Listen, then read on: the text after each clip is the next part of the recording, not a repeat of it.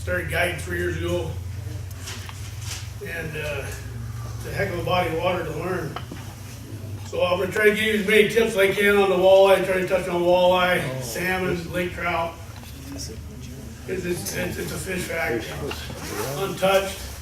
You can go out there. The parking lot will be full of boat trailers. You can head out there, and it's like there's nobody out there. It's huge. It's approximately 130 miles long. Some say it's 150. And how full it is. About 1,500 miles of shoreline. So it's a lot of water. It's a lot of water to cover. So not knowing it, just to go up there and show up, you know, you owe it to yourself to get a guide. It's just going to save you a lot of money in gas. Just try to figure out a few things how to fish it.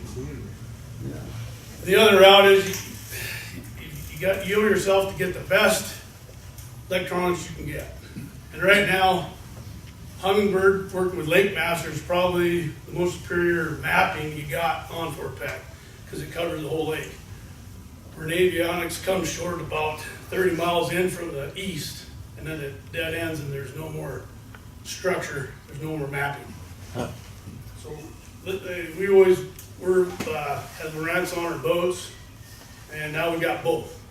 We can cover it. And without mapping, you're fishing in the blind. There's so much fishing to be done out there when you study your maps.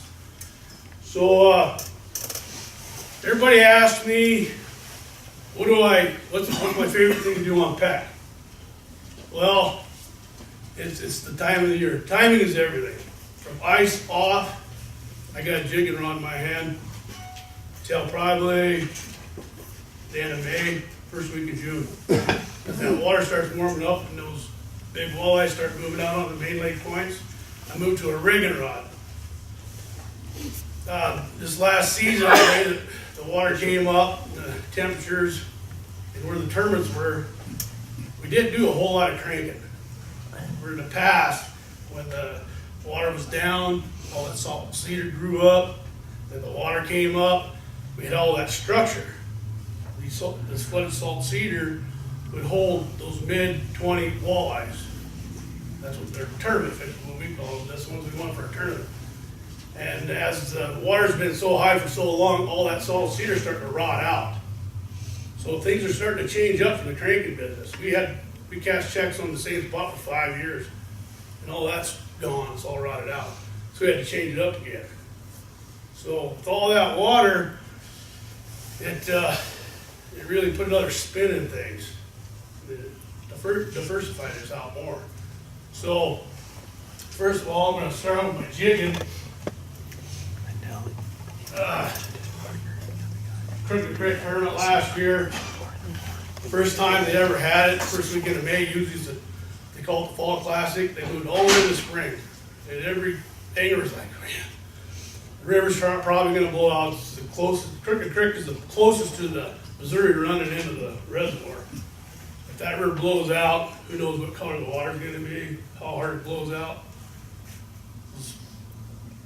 Nobody's ever fished it that early. We're always on a different tournament. Well, it didn't take long to figure it out. That river blew out, and all those big hens and males came out of the river and started heading out to find another place to spawn. They couldn't spawn in the river. The river's going too hard. So they were moving themselves back in the lake. So what we did, we figured out, we hit on these main lake points where there was a big transition where the front of your boat, you'd be in 11 foot of water, and your back of your boat's in 24 feet of water. And I kept marking fish. Finally, we went anchor lock on it. We put a bigger profile jig on, because what we were figuring, they were filtering out the river. We're just going to sit in one spot and wait for them to come by. And what we figured out, we had to go with the bigger jig, but they're looking for Cisco, what they're doing. So, you know, Cisco's the biggest forage base in Fort Peck. Every fish eats Cisco. There's schools and schools of them. If you can find them about 3.5 inches long, a lot of big water are going to be on them. They'll follow. So this is kind of what they were doing. So we'd anchor up, and I'd pitching up in there about 4 feet of water. Wham! I'd nail a fish, and bring in a nice walleye. not milking or nothing. Then the next one I catch, he's milking all over the place. He's spawning. Then we start catching these big hens. Some of them are totally green, like they're not even on the verge of spawning. This is the second week in May. They should be already blown out. And they were still holding their eggs. And so it made them a pretty aggressive bite because they're in between there. I mean, it's like they wanted to get to a place to dump their eggs and they couldn't find the right temperature. So anyway, our best presentation was jigs, and this is what we used. I used 62 fire line, and I got the largest walleye in the circuit last year on this setup right here. 33-inch walleye, just to give you an idea how strong this fire line is. I used a 1/2-inch jig just because of the vertical transition coming off there. So you got a picture of walleyes when he's running that transition. The eyes are looking up, and they're looking for Cisco flash. So you got a flasher, like you guys know a flasher for when you're using for salmon. That's kind of the same thing was in my head when those things are running that transition. When they're looking up, they see that flicker, they'd shoot up and get a Cisco. So I had to kind of change up my jigging presentation, which I put on a bigger jig and a big shiner, live shiner. And I'd snap it up off there. I wouldn't let it quite hit the bottom, I'd flutter it back up. And that's the kind of things we do when we're trying to trigger fish, and that's what was working. And we ended up coming back and taking second in that tournament because of that. But we had to stay put. I like these medium light Fenwicks. The thing I did have a problem with that 1/2-inch jig, I should have been using a medium rod so I get that hook in there better. Those big hens, they got real bony mouths, and they're real aggressive. They're actually folding the hook over. So I actually have to tighten my drag all the way down to there's no drag. So I can drill it in there, and I'd feel 2 head shakes, and I'd back it off a little bit. So I'd been a little bit better off when we used a medium action rod. I could have drilled it home a little bit better. But this rod did fine. Going back to the spawn bite, just recreational fishing. When the ice first goes off, I'm looking for rocky points on Fort Peck that could hold walleyes that are trying to spawn.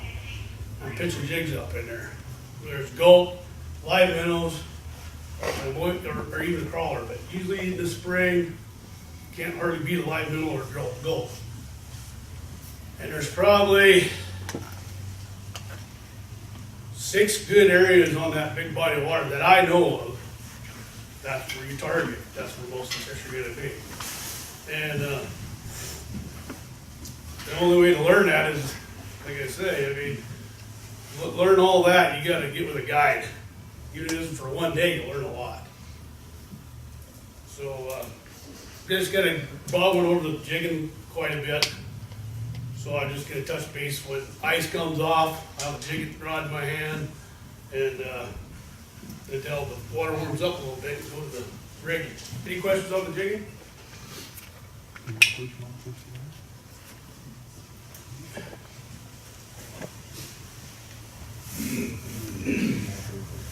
This is the presentation I use probably 75% of the time when I'm guiding.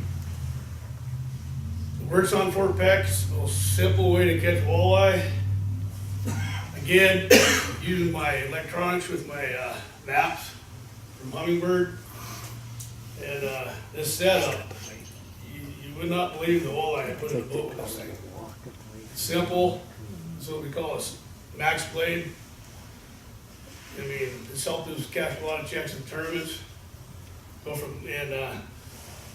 The biggest thing you want to learn is keeping your bait at a 45 degree angle.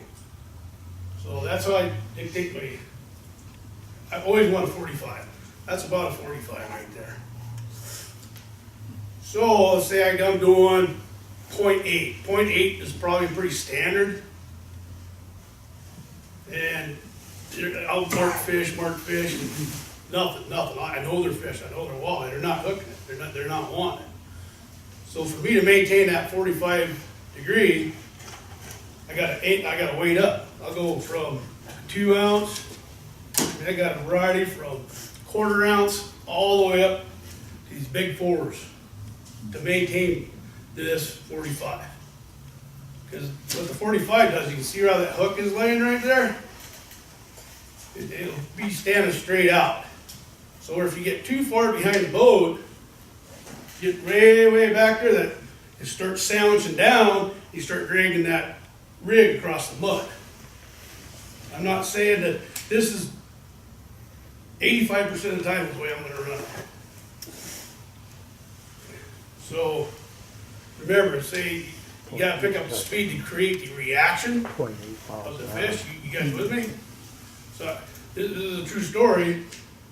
I had this old couple, this guy's on his bucket list, he wants to catch a walleye, he's from down south. But, all right, he's in pretty tough shape. I set him up with these. I couldn't believe the fish those guys caught. I went over like 3 times, nothing. I picked up the speed, had more weight on her. That guy's still talking about it. The same fish I was going over wouldn't react to it. As soon as I picked that speed up to 1.3, wham, wham, wham, wham. Every pass, they were loading up on that thing, and they were 25 to 30 inch balls. Is that just because Everyone. went faster? Yeah. So, when you're bottom bouncing in, the deeper you are, the more weight you have to maintain 45, or? Yeah, most of the time. Technically it's always a speed deal. We did get in a situation in a tournament that one of our old memory spots was holding fish and the reservoir came up. And normally it was like 20 foot of water. Well, it was 40 feet of water, but we were marking walleye on it. So that's what we did. We just had to add more weight and maintain that 45. Always play with your speed. You start at like 3/4 of a mile an hour? My standard is, 3/4 mile an hour, exactly. I gotta get my spin on my slow death and my smiley blade. What's great about a smiley blade, of course we use, hard blades too, but a smiley blade can turn it very, very slow speed, very slow. It's so easy. And just a single bead, you don't have to get fancy with it. And with a crawler, what I'll do with a crawler, big crawler, normally don't have twisties on. I'll run her up.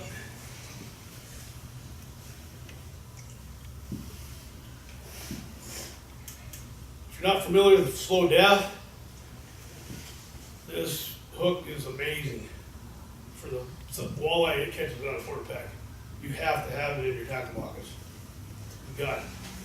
I pop it over the eye a little bit, then I'll pinch off about that much %, and I want that thing turning. Slow that. You'll watch if you put it down there, you'll just be doing this. Big walleye and big smallies. Love that presentation. I could tell you how many 5+ pound smallies we caught on that with this presentation, fishing for walleye. They absolutely just destroy it. It's great for me as a guy because it's so simple. And the same with leeches, you can stick a leech on the end of it. When I go with a minnow, I will not use a slow death. I will put on gamakatsus. But the only other,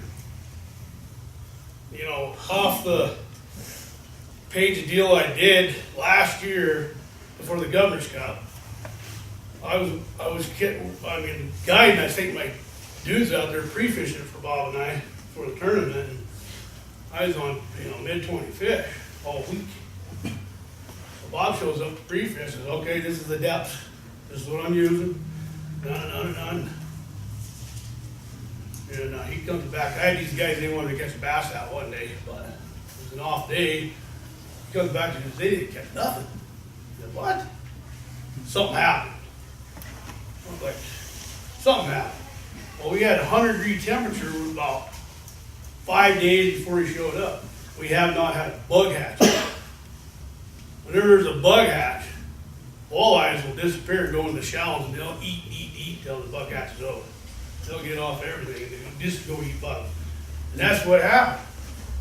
So, I went to the back of the bay, plants, and I found these big walleye again. And I was catching them 6 foot and under. And what they wanted, I take this little tiny bottom bouncer, and I put a slow def on there, plain, nothing fancy, and a crawler. And I run a leech on the other one. And I picked this, what I was doing is running on the inside of the hydrilla, the weeds that are growing out there. I run on the inside of it. And what they're doing, those walleyes, those big walleyes were laying in there waiting for those bug hatches. And when they started, you'd see damsels and stuff flying around. They're breaking the water. You knew the bug hatch was on. And they were just laying there waiting for it. When it started, they'd just start chomping. So I come ripping through there at 1.3 mile an hour, and every rod was just forward time. Boom, big fish.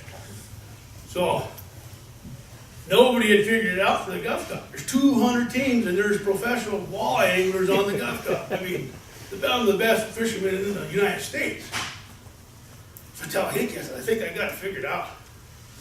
She goes, you wouldn't believe it, because we've never done it before, that shallow without jigs. Something like that, we normally key on it, come back and start pitching jigs on them. That's not how it works. You can't pull them jigs through the weeds. You had to run right alongside them. So we went out tree fishing together, and he let me drive the boat. I started running them in there, and I'm telling you, tree fishing, he's like, holy smokes. They were hitting it so hard, the rods were almost hitting the side of the boat. Of course, you didn't have very much line out there, because you're only 5 feet of water. That's probably the only time I've ever pulled small bottom bouncers like that. I've seen other teams do it in different places, so it kind of gave me the idea to try it. And it worked. We come within 2 pounds of winning the tournament, we got second. And so, that would be the other, I mean, that just gives you something to think about when you're out there. And normally, as the summer goes on, you get into June, July, on Fort Peck, this setup will pull you lots of fish. Lots of fish. It's simple. Got this is a really great rod. It's Villian. It's really close to my St. Croix. I bought 4 more because Bob picked them up. He's trying to get to that. It's not like really almost like a fly rod effect. And that's why we like these lighter rods. It's for a load up. What we mean by a load up is when a walleye comes up, he grabs the end of your bait, you want him to load up on it. So you don't want to feel any resistance. So that's why we use the 12-pound cessation. We got stretch. The fire line has no stretch. As soon as he grabs that bait, if you use a fire line, he's going to let go. Big fish will let go of it most of the time. But you give him a chance to, hit it a little bit, let it load up. A lot of times I won't set the hook to that rod tip's in the freaking water. I watch him, I won't even pull it out of the rod holder. I have to sit in the rod holder and I see him hit. And he'll start loading up. That's why he's going to load up. The fish will start to grab the bait, start to pick up on it. Boop, boop, boop. As soon as he's hanging on big fish, he'll hit the water instead of